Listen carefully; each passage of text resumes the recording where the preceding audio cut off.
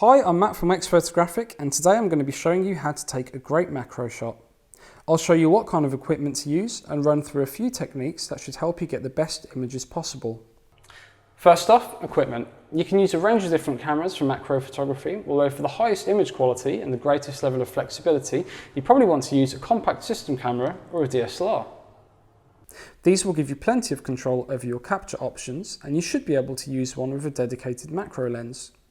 This is the best choice for macro as it's designed specifically for the purpose, although you can also get good results using other lenses with accessories like close-up filters.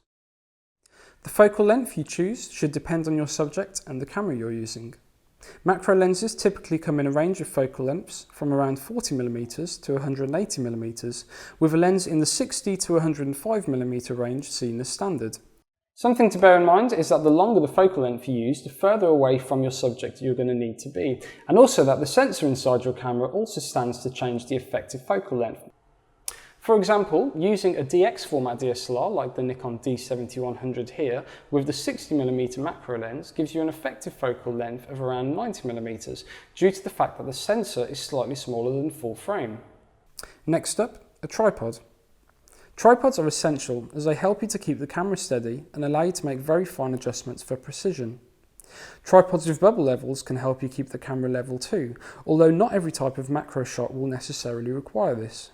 A remote release of some kind is also useful as this helps you to trigger the shutter without touching the camera, which will help to keep it as stable as possible. If you're shooting flowers or food, you may also want to spray the subject with a little water. You can use a standard spray bottle, although a small atomizer will still hold all the water you need and will be far more portable. Something else to consider is your lighting. Shooting outdoors means you'll have a lot less control over the light in your scene than you would do indoors, but you can still use flash guns and other accessories to modify the light if you need to.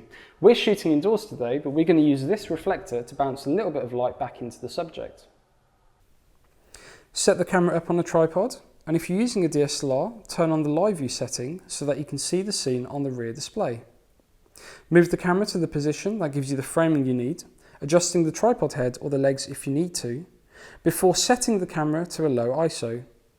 This will help you get the least amount of image noise and the maximum detail. Now, set the camera to either the aperture priority setting or the manual mode. Either of these will allow you to adjust the aperture, which gives you control over your depth of field. It's possible to get very shallow depth of field with macro photography, particularly when you're at an angle to the subject. This can look great, but it's not always appropriate, so start off by setting your camera to an aperture somewhere in the middle of the aperture range.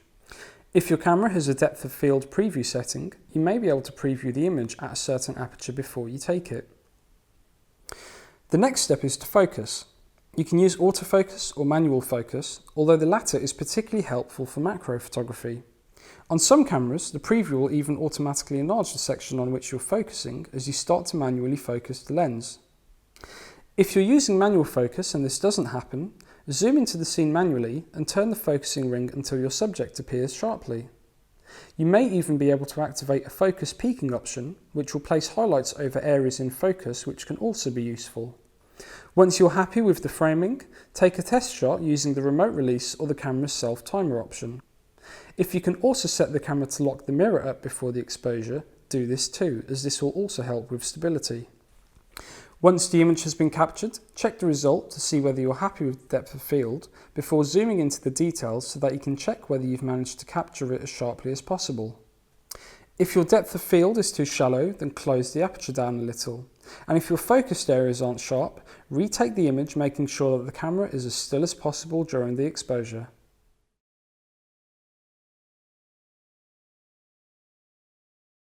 For more tips and advice, visit us on Twitter, Facebook or Google+, or check out wexphotographic.com/blog.